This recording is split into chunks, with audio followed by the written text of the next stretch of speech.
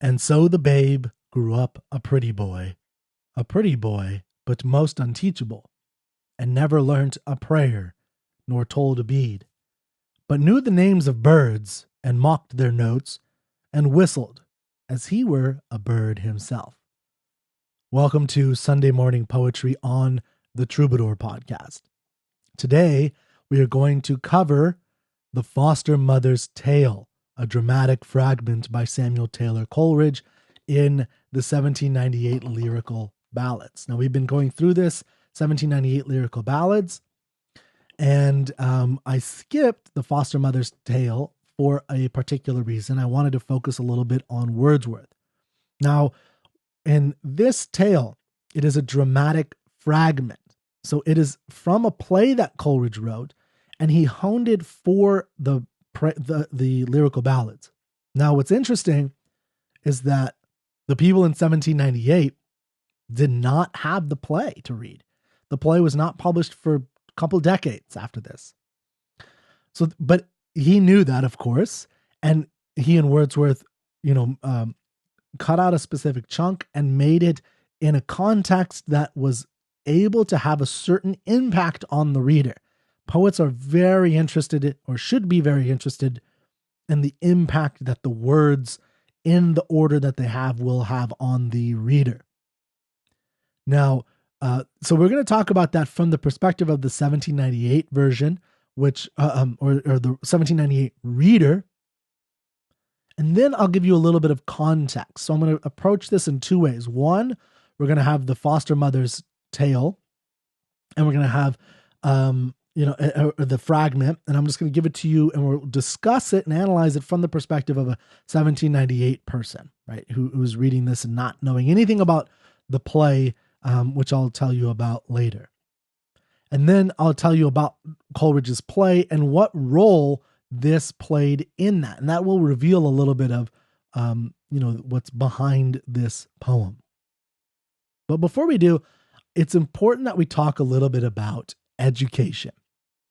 Now, we're not going to go into the full theory of education. There's so much that we can talk about, but I want to talk about one particular aspect of education, which is the amount of social and moralizing viewpoints and opinions that should be impinged or thrown on children. So I'm going to build quickly two models for this, two extreme models, neither of which I advocate in and of themselves, but that I think are representative and interesting to think about when we are considering, contemplating, constructing an education system for our most cherished children.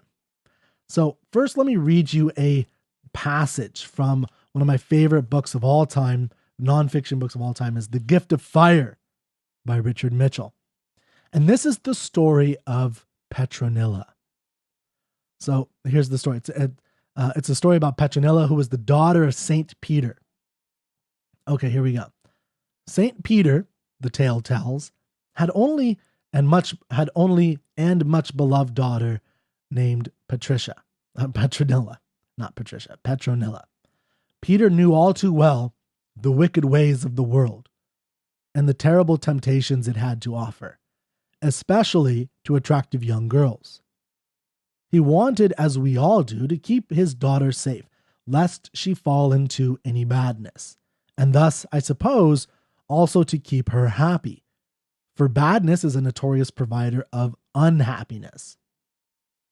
He was a man of considerable and very unusual powers, so he brought upon the girl a deep slumber, almost like that of death itself. And so she slept her young years away, safe from the world and its wickedness. Peter's friends, however, knew only that the girl was always unconscious, like one deathly ill. One day, when some of them came to visit and chat with the great man, one of them said, "Peter, we find one thing hard to understand. We have seen you work wonders with the sick and even those at the very door of death. How is it then that you seem to be able to do nothing for your own daughter, your own child, your lovely daughter who lies as one dead in the next room and has so lain for years?" Oh my friends, said Peter. You misunderstand. Petronilla is not sick at all. She sleeps, and I have provided her the safe haven of the sleep. Thus she will escape that which so threatens and often undoes even the best of mortals, the corrupting influence of this world and its ways. She is far from sick. She is well in virtue, and sleeps exactly as I want her to sleep. Here, let me show you that what I say is true. And he called the girl to awaken, and she awoke. Come, said her father, and meet my friends. Bring them food and drink, that we may be joyful together. And she brought them food and drink. And St. Peter's friends found the girl just as he had said, pure and good and gracious in every way, and uncorrupted by the world. And when she had done all that was asked of her, her father sent her back to bed. Sleep now, Petronilla, he said, and she slept. That's one of my favorite stories, he says. This is Richard Mitchell. It provokes endless thought, all of it fruitful, but unfortunately a bit facetious. Now, before I read this last little couple sentences, I wanted to just set that up. That's the story of Petronella. The story is similar to Cinderella, except that it's explicitly about child rearing and education, right? So one way to educate the child from a moral standpoint or from the social ills standpoint is to have them just be completely asleep, right? So you have them completely dead asleep so that they don't know anything about what's going on outside the world of whatever framework of education, of knowledge that you want them to have. Now, what's the other view? Well, if you're watching on Facebook or YouTube, you'll see a young lady pop up on screen. And that will be Greta Thunberg. Now, Greta Thunberg to me is the absolute opposite of Petronilla. Now, so you have Petronilla on one end of the spectrum, Greta Thunberg on the next. Now, if you don't know, Greta Thunberg is a child activist. She gave a speech in September 23rd, 2019. I'm doing this podcast just two or 3 days later. Today's the 26th. So now Greta went to the UN and berated them in very high moralistic terms, using the how dare you and finger wagging and you're destroying my dreams. Now, she used no facts. She used no evidence. She gave no arguments. She's merely said, you are doing horrible things. You're destroying me. How dare you? You're cowards. Very moral terminology, right? And anybody who's ever listened to a young Christian person or any Christian person who has the idea that, being gay is wrong or any of these things, they don't have any evidence for it of why it's immoral. They just say it is. That is one extreme. Now, whether she's right or wrong is actually something that is a separate issue. If you want to know more about it, you can go to a podcast I recommend called The Power Hour with Alex Epstein. Those guys actually read the IPCC report that Thunberg is referring to. They discuss the scientific claims that she doesn't even really bring up. She just does what's called in logic a call to authority. It just says, well, this is the way it's been done. But that's a somewhat slightly different subject that we might touch on. And the important thing is, these two, Petronella versus Greta Thunberg, and the Parkland activists too, like the anti-gun activists. These are 14, 15, 16-year-olds who have these high ideals and morals. They've solidly had this information. They know it's right. There's no way that they could ever have any kind of even discussion about them, right? So that is one end of the spectrum in terms of educating a child. And here's what Richard Mitchell says. We don't educate children that way anymore, like Petronilla, by protecting them completely, almost to the extent of having them be asleep. We don't educate children that way anymore, but we have gone to the opposite and equally ludicrous extreme. We don't let them get any sleep at all. Even as tiny tykes, they are led to worry about any and every great social issue, from abortion to nuclear war, and cajoled into believing that they have done something about such matters once they have expressed themselves. Their geography books require them to speculate as to what they would do to put an end to poverty in South America, and their civics books call on them to imagine a solution to the problem of toxic waste, which requires nothing more than the miraculous appearance of some currently unknown technology. That's exactly what Greta Thunberg is doing, by the way. Now, let me make a very bold claim that you may not agree with, but this is something I actually do agree with. Let us say that the world is going to end, and we know for a fact that what she is saying, or it's not going to necessarily end. Let's say that what Greta Thunberg is saying is true. Let's just assume that. Let's say that mass extinction is already starting, that it's, we need to hit the brakes super hard, that, there's going to be new super tornadoes and malaria viruses that grow and that we can't stop, and that the sea level is going to rise so much that Manhattan will be underwater and people are going to starve to death and it's going to be horrible. Let's say that that's true. Here's my argument, my viewpoint, very adamantly, that children should not be aware of that. They shouldn't even know that that's a possibility. As far as they know, they should live in a kind of paradise that's focused on learning certain facts and knowledge and information that they need. And in my view of education, it should be much more limited in what they are learning. I think we teach them or we shove so much stuff down their faces that it's probably 100 times more than they need. I would be fine with a education that had focused on really studying 5 or 6 literature stories, some poetry, the basics of science and arithmetic, and that's it. And very basic though. Very, very basic, all the way up until 15, and now maybe 16. And then you can kind of learn a little bit about what's going on in the world. So in other words, I advocate personally a kind of protectionist bubble for these children, even if Greta Thunberg is correct and the world is coming to an end, even if their adulthood's going to be terrible because of this because of our failure. Even if that's the case, I still believe that they should not even be aware of that. And the reason is because they're children. That's it. That's the argument. There's only one childhood, only one biological childhood. You're only 0 to 15 once. Once you're over 15 and you've matured, at least biologically, everything's different. And that's a whole nother developmental thing, but you've gone through that phase. That developmental phase in human existence is unique. And it's a one that should be carefree and should be not burdened by all the social ills. So it's, to me, completely abhorrent and grotesque that Thunberg and the Parkland shooters and all these child activists are even aware of these situations. And let me give you an extreme example, another one.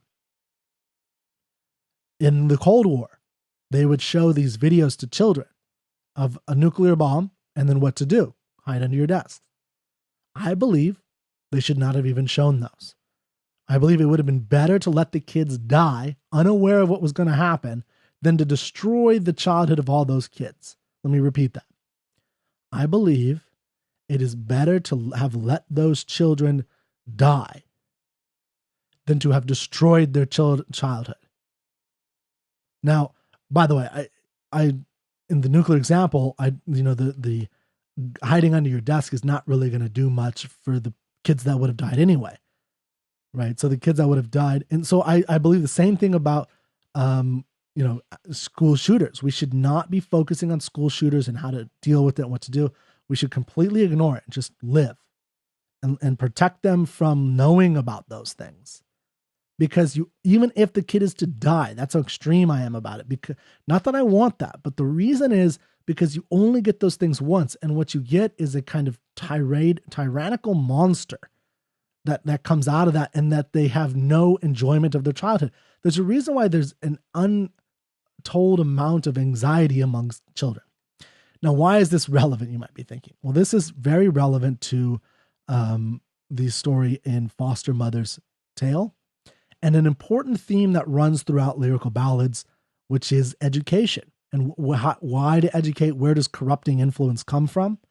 And these Romantic poets were heavily influenced by Samuel Godwin, who believed very vehemently in the Petronilla viewpoint. His view, and he viewed, by the way, Samuel Godwin was a philosopher who married a woman named Mary Wollstonecraft, who the two of them had a child named Mary Wollstonecraft Godwin, who Mary Wollstonecraft Godwin, the daughter, married a young poet named Percy Shelley, and she changed her name to Mary Shelley. And when she was 18, 19, she wrote a book called Frankenstein, which is the first science fiction book because it deals explicitly with knowledge and education. That's what science fiction deals with, particularly knowledge, not science, knowledge, and the acquisition of it and how we should acquire it and what to do with it and where it comes from. Okay, so Godwin had that view of the Petronilla view, and he was so extreme, he believed he could literally train a genius, that any baby, he thought he could make a genius. He thought he could make a genius. And the reason is he didn't believe that ability was innate at all. He believed that there was zero innate ability, that we all had, that all bad things happen because of bad education. Now, by the way, I don't fully agree with that, but I do believe a lot of bad things happen but not 100% like he did. So just to give you an example, he believed that to train a genius, you have to train them in how to use their own senses for themselves and how to integrate them for themselves. It was a very romantic idea of the 19th century. And his proposition was to put a newborn infant in a gray room with no windows, to raise that infant in that gray room, to give it food in a very particular environment, to wear plain clothes, to only touch it in particular ways, to develop its senses one step at a time. So he had this weird view of touching its palms, right? And that's how you start the kind of sensory apparatus. And then you bring in colors one at a time, because he was worried about the overload. And that's what he thought destroyed genius. Now, of course, that's not true. I think that's crazy. That's why I used Petronella versus Greta Thunberg as two polar examples. But it gives you an idea of what, how do you frame this idea of what to teach and educate your children with. So there's those two ideas, right? In my view, I am much more closer related to the Petronilla view. I think that's extreme, but I think kids are taught 90% of things that, one, they don't remember, but two, that the residue it leaves is disgusting. And you see that residue, the slime coming out in the faces and the anger and the, unknowable fear that these children are facing, which I think is a tragedy to the nth degree. It's horrible. And so in the Lyrical Ballads, we get a different approach to it. We get a somewhat Godwinian, but it's also impacted and influenced by Coleridge and Wordsworth's view of education. So you get in Nightingale, Expostulation and Reply, and several other poems, this view of nature being the way to educate and rear a child. And you also get that a little bit in Frankenstein. And, this is a very heavy theme at this era of the world. And a lot of it comes, from Godwin, and some of it comes from Rousseau, who believed in similar things, that, that the education system is what, the certain kinds of books that we give kids, that's the big problem that we have, is that it's kind of training them, and it's training them in a way that makes them kind of like Greta Thunberg. Okay, so thank you for your patience in that setup. I know that was a big setup, but I think it's going to be helpful for this poem in particular and in many poems. So what we're going to do is, again, I'm going to read to you the foster mother's tale, a dramatic fragment, in the way that they would have experienced it in 1798. And then, I'll give you some of the context and we'll explore it, explore the context that way so that you have an idea of what's happening with it. Okay. So let's, not just what's happening with it, but where the context is for this, and in the play, and what role this segment has, this fragment. But let's go into The Foster Mother's Tale, a dramatic fragment by Samuel Taylor Coleridge. Now I'm going to read, for those of you only listening, you'll hear me say foster mother, and then I'll read the line. And Maria is the foster mother's daughter. So that's the context that we do have in this play, or in this dramatic fragment. is that it's a foster mother talking to her foster daughter, Maria. Okay. Foster mother. I never saw the man whom you describe. Maria. 'Tis strange, he spake of you familiarly, as mine and Albert's common foster mother. Foster mother. Now blessings on the man, whoe'er he be, that joined your names with mine. O my sweet lady, as often as I think of those dear times, when you two little ones would stand at eve on each side of my chair, and make me learn all you had learnt in the day, and how to talk in gentle phrase, then bid me sing to you. 'Tis more like heaven to come than what has been. Maria. Oh, my dear mother, this strange man has left me troubled with wilder fancies than the moon breeds in the lovesick maid who gazes at it, till lost in inward vision, with wet eye she gazes idly. But that entrance, mother. Foster mother. Can no one hear? It is a perilous tale. Maria. No one. Foster mother. My husband's father told it me. Poor old Leone. Angels rest his soul. He was a woodman, and could fell and saw with lusty arm. You know that huge round beam which props the hanging wall of the old chapel? Beneath that tree, while yet it was a tree, he found a baby wrapped in mosses, lined with thistle beards, and such small locks of wool as hang on brambles. Well, he brought him home, and reared him at the then Lord Vales's cost. And so the babe grew up a pretty boy, but most unteachable, and never learnt a prayer, nor told a bead, but knew the names of birds, and mocked their notes, and whistled as he were a bird himself. And all the autumn 'twas his only play to get the seeds of wildflowers, and to plant them with earth and water on the stumps of trees. A friar, who gathered simples in the wood, a gray-haired man, he loved this little boy. The boy loved him, and when the friar taught him, he soon could write with the pen, and from that time lived chiefly at the convent or the castle. So he became a very learned youth. But oh, poor wretch! He read, and read, and read, till his brain turned, and ere his 20th year he had unlawful thoughts of many things. And though he prayed, he never loved to pray, with holy men, nor in a holy place. But yet his speech, it was so soft and sweet, the late Lord Valles ne'er was wearied with him. And once, as by the north side of the chapel, they stood together, chained in deep discourse, the earth heaved under them with such a groan, that the wall tottered and had well nigh fallen right on their heads. My lord was sorely frightened. A fever seized him, and he made a confession of all the heretical and lawless talk which brought this judgment. So the youth was seized and cast into that hole. My husband's father sobbed like a child. It almost broke his heart. And once, as he was working in the cellar, he heard a voice distinctly. 'Twas the youth's who sung a doleful song about green fields. How sweet it were on lake or wild savanna to hunt for food and be a naked man, and wander up and down at liberty. He always doted on the youth, and now his love grew desperate, and defying death, he made that cunning entrance I described, and the young man escaped. Maria. 'Tis a sweet tale, such as would lull a listening child to sleep, his rosy face besoiled with unwiped tears. And what became of him? Foster mother.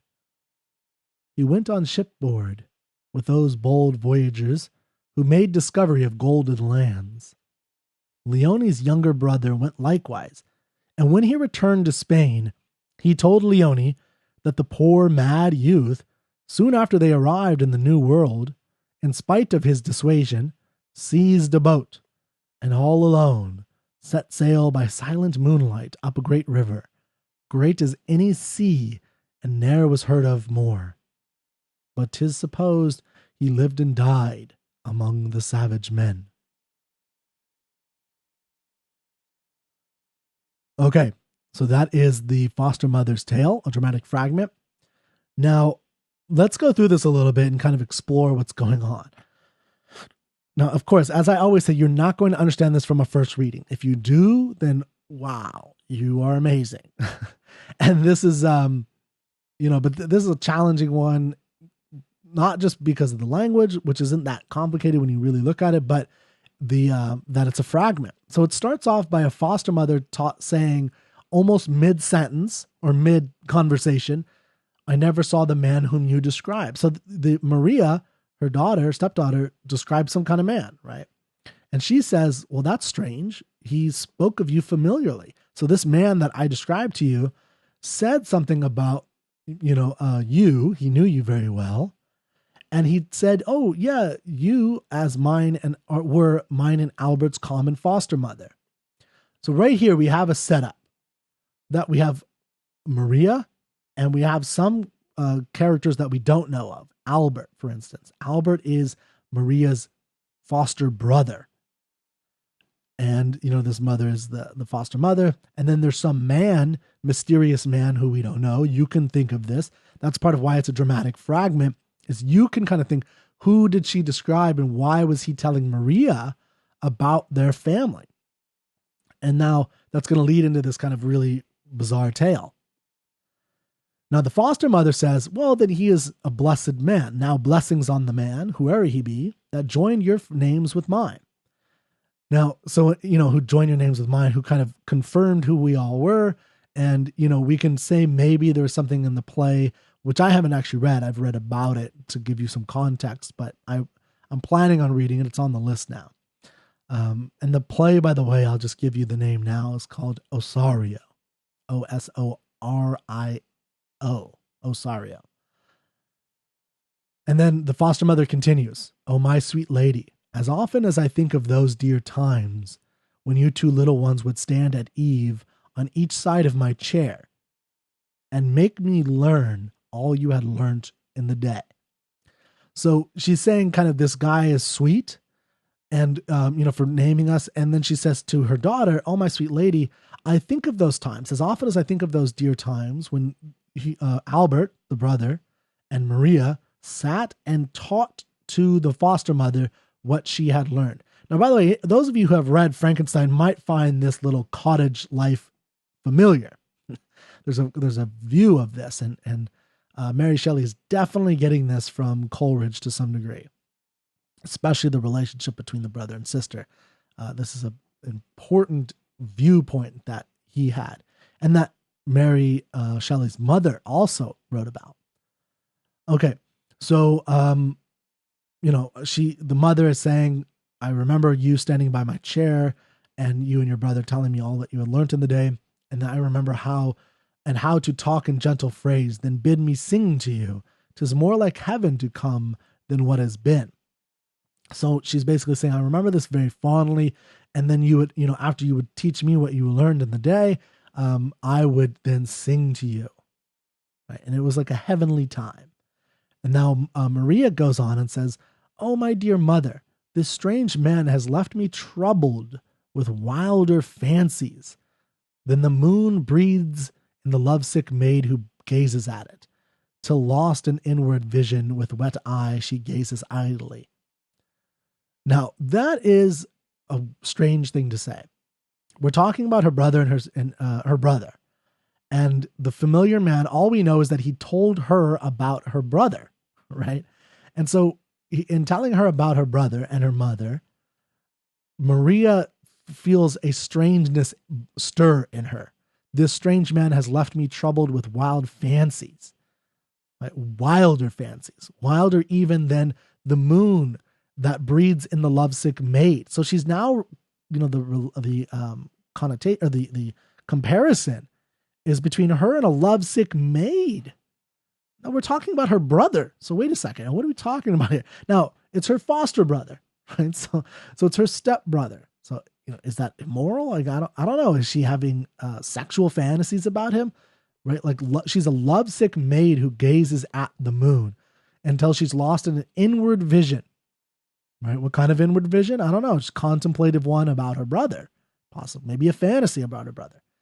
And she has wet eye.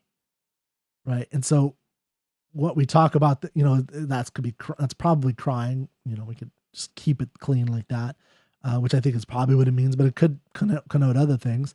With wet eye, she gazes idly. Right. And this is but there's, the reason I'm bringing up almost in a sexual connotation is maids who look at the moon and have a sadness have often been, that's a lover's view. That's the view and the image that you have of sexual partners, right? Wordsworth in this same Lyrical Ballads has some poems about that, about the moon and two lovers. And then she says, but that entrance, mother. And now I don't know what they're talking about with that entrance. That's very vague. What entrance? Is it the entrance of some, pit or some, maybe forbidden place? Like, is it a forbidden land, an entrance to a forbidden land that you're not supposed to go to? What is it? So, the mother then decides to tell her a tale. Can no one hear? It is a perilous tale. So we have this daughter, Maria, who's been infected with a view from this man, or she, the man telling her about her stepbrother brings to her mind some kind of loves, the feeling of a lovesick maid. And then she says, but that entrance, the entrance, I take this as possibly the entrance to some kind of palace of love, a forbidden palace, right? That's almost incestuous. So in order to kind of help her daughter, to educate, to rear, to give guidance to her daughter, her foster daughter, the foster mother says something, she says, can no one hear? It is a perilous tale. And this is in response supposedly to that entrance, but that entrance, mother, can no one hear the entrance? What is a perilous tale? Now, it's a little vague, but I think we're going to hear a little bit about what that means. And Maria says no one can hear it, right? No one can hear it. Maybe no one can know about it, right? Because it's not proper. It's taboo. So the foster mother says, my husband's father told it to me, poor old Leonie. So the foster mother's telling a story that her husband, father, had told her. Now, again, if you know Frankenstein and the cottage, you'll know that there's like an old man who's blind. He's telling all these stories to these kids, right? That's a part of it anyway. My husband's father told this story to me. His name, poor old Leonie, or he's Leonie. Angels rest his soul. So the husband's father, Leonie, told this story to her, the now foster mother, and he's dead. Now, Leonie was a woodman, and he could fell and saw with lusty arms. He was this very strong woodman. He's a man of nature, right? He's a man who lives in nature, but he's also a man who cuts down nature, right? So he's not maybe fully integrated with nature, perhaps. You know that huge round beam which props the hanging wall of the old chapel? She asks his daughter. She answers the question, she doesn't let the daughter answer. She just assumes, if this is on stage, maybe the daughter would nod her head or something. Well, beneath that tree, while yet it was a tree, Leonie found a baby wrapped in mosses, lined with thistle beards, like different types of flowers. Well, he brought him home. So this Leonie guy finds a baby wrapped in moss, right? So lots of stories of, think of Rudyard Kipling stories of the Jungle Book and like Tarzan, these babies left in the wild. And Frankenstein is a kind of monstrous version of that, right? Of a baby that's left to its own devices in nature, in the wild. A feral child. So he finds this feral child wrapped in mosses, lined with thistlebeards, and such small locks of wool as hang on brambles. And then Leone, while he brought him home and reared him at the then Lord Vales's cost. So the lord of this castle, this area that they live in, this region, who owns this area, right? It's a peasant. This is a couple generations prior to 1798. So this is, we could say in a more feudal era. So he owns this, and the Lord has to pay for it. And so the babe grew up a pretty boy, but most unteachable. So this is a boy who was, started his life as a feral baby, in nature, and he's unteachable. But by teach, they mean and never learned a prayer, right? By the moralizing of the church, nor told a bead, but knew the names of birds. So he, bead are like I take it to be some kind of stories of the church, and I'm not exactly sure how that worked, but I'm taking those as the moral stories of the church. But what he did know, so he was unteachable in the moralizing of the church, the Greta Thunberg model. He was unteachable in those things. It just did not stick. So you could teach him about nuclear war, it didn't stick. You could teach him about all the abortion problems, didn't stick. Climate change is going to kill everybody, none of that stuck. But he knew the names of birds and mocked their notes. Now, not mock in the sense of make fun of, but mocked in the sense of emulate, right? They would hear trip, trip, trip, and he'd go trip, trip, trip, like he was just like a little bird. He was a natural being, one with nature, and whistled as he were a bird himself, right? One with nature. And all the autumn 'twas his only play to get the seeds of wildflowers and to plant them with earth and water on the stumps of trees. So unlike the woodman Leone who found him, who cut down trees, this young child plants trees, right? So we have a contrast here. So we have these two people. One is the man who cuts down trees, and he's, he is unable to teach prayers and moral stories from the church.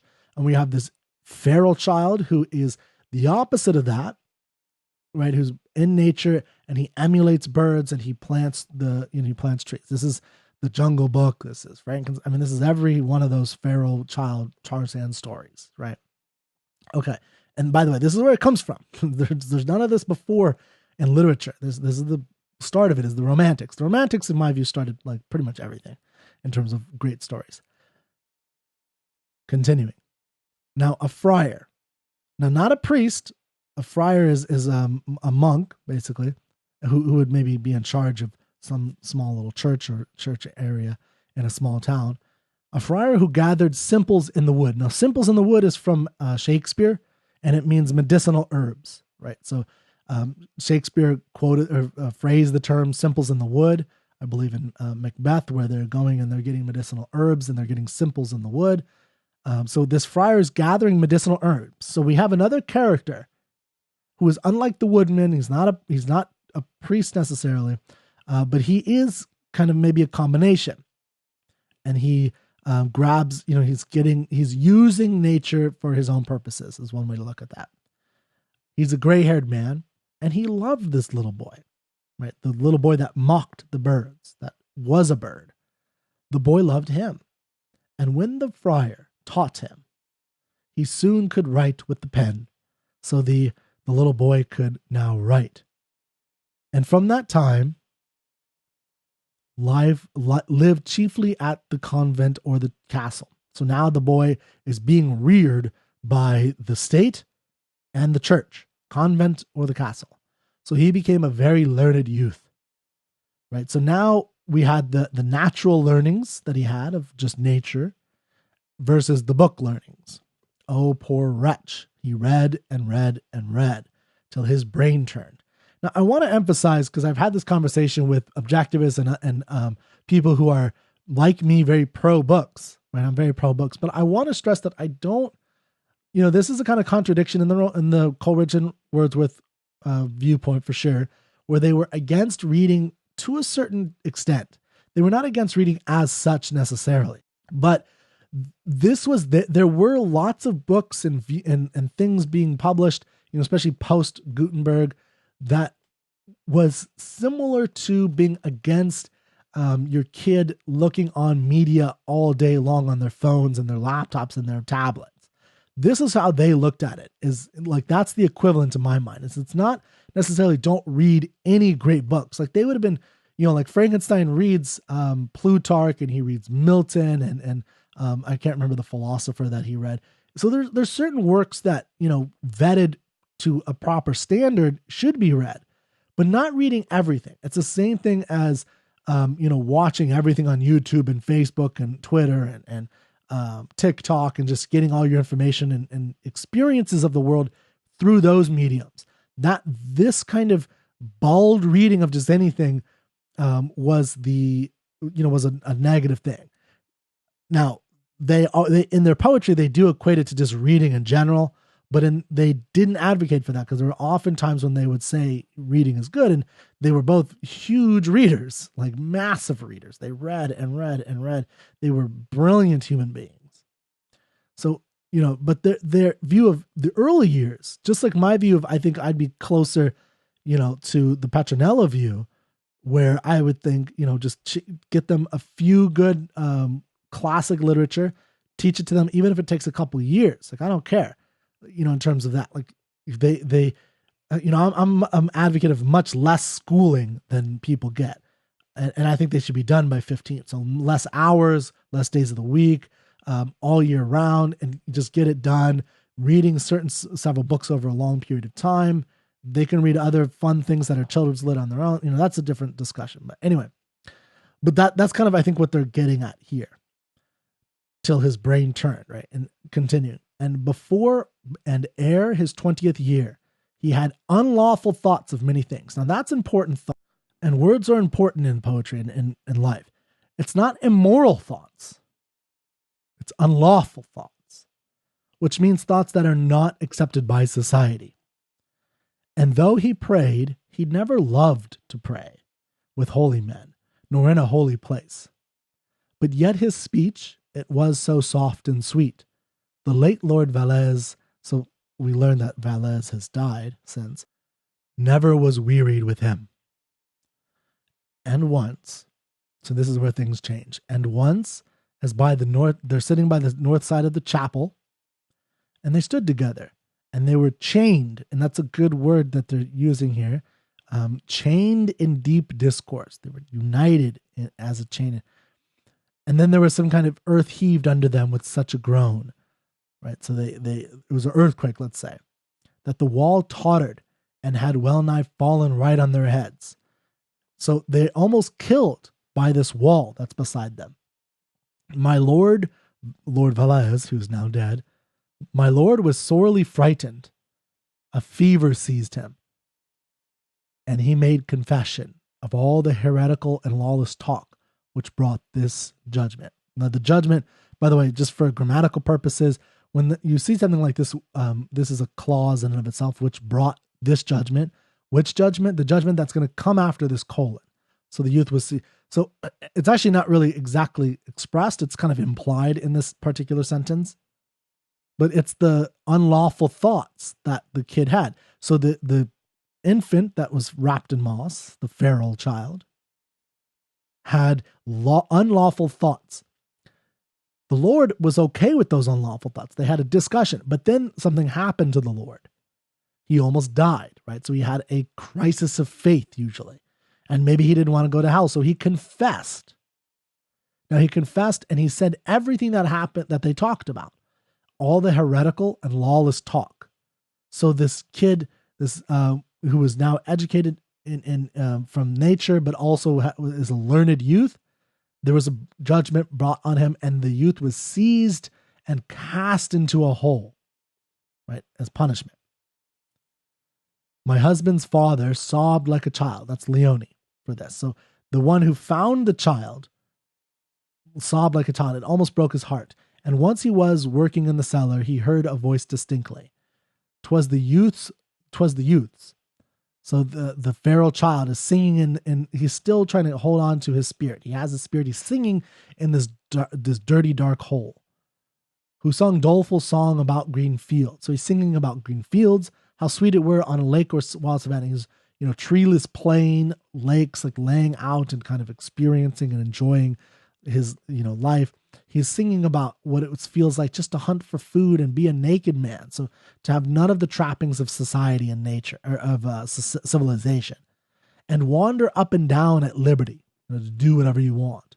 He always doted on the youth. And now, this is Leone always doted on the youth. And now Dione's love grew desperate. And defying death, so to save this kid, he made that cunning entrance I described. Oh, so here we go. So when they described and the young man escaped, by the way. So when we talked about, let me go back up here. But that entrance, mother, that makes a little bit more sense now, doesn't it? So Maria talked about that entrance. So we know we're missing information from this play because it's a dramatic fragment.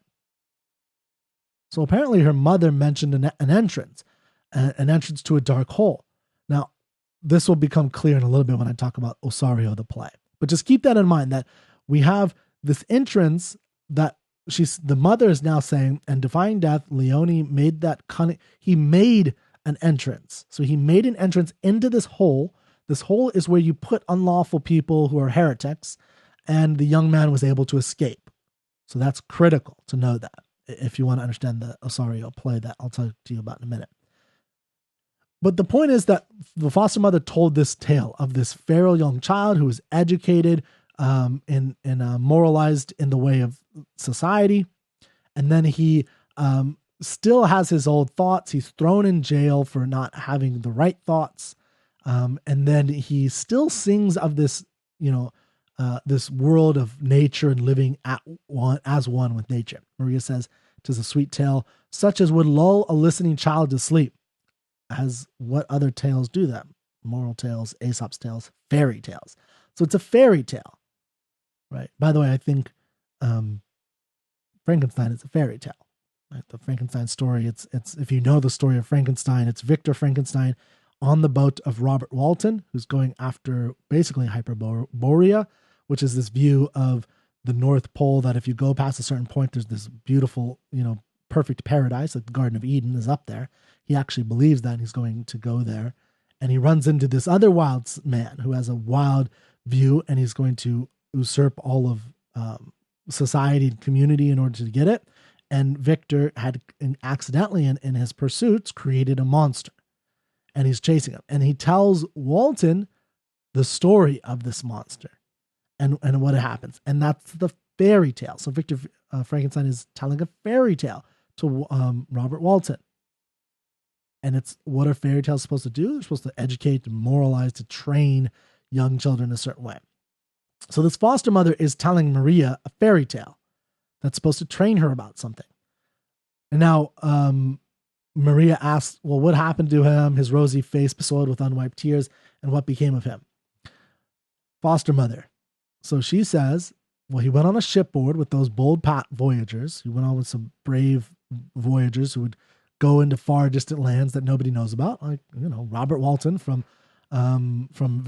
Frankenstein. And they made discovery of golden lands. So there's always been a view until recently, really, that there's some kind of gold land out there. We just don't know where it is. Right? We just have to map it out, and maybe we'll find it. And that's what spurred a lot of people into travel like that and into exploration in the age of exploration. So he goes on this place to this on the ship to golden lands. Leone's younger brother went likewise. And when he returned to Spain, he told Leone that the poor mad youth, soon after they arrived in that new world, maybe it was America, in spite of his discussions, seized a boat and all alone some America. So they go to this place, and the young boy goes to this weird land, this new strange land, and he seizes a boat, and all alone set sail by silent moonlight. So we have that moonlight again. So he's out there. It's just him, the boat, and the moonlight. He goes up a great river. Who knows? Mississippi? I don't know. Like I said, I haven't read Osario, so I don't have enough information. And the river's great as any sea. Maybe it's the Amazon. And as any sea, and never was heard of more. But it is supposed he lived and died among the savage men. So what's the story? Structured out really quickly of the foster mother's fairy tale. So Leone, a woodman who cuts down trees, finds a feral baby, young child. This young child is unteachable, but he is very in tune with nature. He's very able to be, taught by nature. Then eventually he is educated and becomes a learned youth by reading. And then one day he and the Lord of that era are having a discussion of all the unlawful thoughts. These are, taboos. One taboo could be incest with your sister, by the way. That could be one of them. But it could be a whole number of things that you could have with it. And you're just not supposed to do. And so when this near-death experience happened to the Lord revealed his secrets of these, incestuous or whatever taboo things, this heretical views, maybe that there's no God is one of them. And then you have him being arrested. He's thrown in a hole. In that hole, he sings, and Leone hears him, digs an entrance, helps the boy escape, and then the boy goes off on a boat to find golden lands. And then when he's there, instead of, going back home to Spain like his friend, he stays there, goes on a boat, and it's supposed that he ends up with strange men. Like we could think of wild men who just live out with animals. Okay, so that's the foster mother's tale. Now, it might sound bizarre, right? And it is bizarre because it's what's going on. So one thing is, I tried to give you some indication of how to use, even as a fragment, what's going on in there. So the questions that maybe will pop up in your mind are, what is Maria, what is her relationship to Albert? Why was Albert mentioned? What's going on with that? Why did the foster mother feel it's important to tell Maria about this man who said, forget the morals of the community and went out on his own? Why did the foster mother feel that was an important tale to tell to Maria? Right? And because Maria is thinking about her brother in a romantic light, as we've seen. And she's thinking about this entrance, right? So we get this indication that maybe there's someone else in that hole. Okay, so we have that hole, and we know that Leone dug an entrance to that hole. And so there may be a way to get in there. And there's myths about this, with Theseus and the Minotaur and Ariadne, who helps him with her string, and there's this idea of, she has the way out for this person. Now, the only other person we have at this point is Albert. So that's the only other person we know of. So maybe there's something wrong with Albert. And maybe the foster mother is telling her the story of a man who has absconded from the morality of the community, in order to encourage Maria to go to that hole, to that entrance. But that entrance, as she says, can no one hear it? And she says no one. Maybe Maria's not ready to hear the tale. Maybe Maria's not ready to hear about her own incestuous love with her brother. Maybe she's not ready to go and to the entrance dug by Leone and take whoever is in that hole out of there. And maybe if that's her brother, she's worried about it. So we don't know. It's all a dramatic fragment, right? We just don't have enough information, but we know some of that information, and it's worth thinking about. And then the fairy tale is in and of itself worth thinking about, right? So we know about this guy who went through that experience that I was talking about. Maria says it's a sweet tale, and she wants to know, what became of him. And then the mother tells her. And then the question is, what does Maria do next? Okay, let me give you just a little bit of context about this poem. So, I think I could be wrong, but I believe what I read in the poem, the dramatic fragment, is correct, in that Osario is understandable even if you don't read Osario. So I think it's vaguely there if you look at it. However, I did have a hint by knowing a little bit about the poem, the play Osario, where indeed the Albert character is in a hole, and Maria has to go rescue him. And that's actually what this is in the fourth act that this goes on in this play. And Maria does in fact do that. So, I think I have that maybe bias that maybe indicated something about, that kind of spoiled it for me a little bit. But I do think it's there, even if you don't know that part of the story. So the question is, in a broader tale about education, how do we rear our children? How much should we tell? Did the foster mother, give the right indication by also indicating in this story that the teachings of man, the teachings of our community and civilization may not be the best, that it may be better. Maybe it's not definitive in this particular poem, but maybe better just to go on a boat in the moonlight and go live with strange men by yourself. And I do think that this is something that we should, at least as a modern society, contemplate. Like, maybe it is better to be a hermit, to just stay away from society.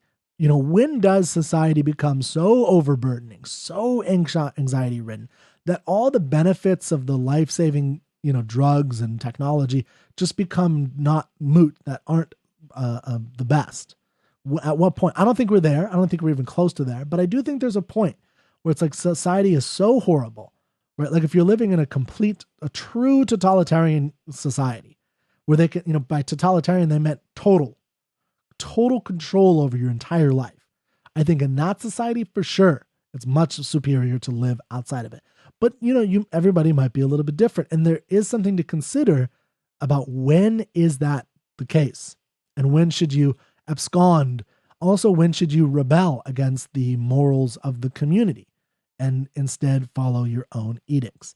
And of course, the edicts that they have here in this poem comes from a teaching and a learning from nature, from looking out in your own senses and developing your senses for yourself, which allows you to think for yourself.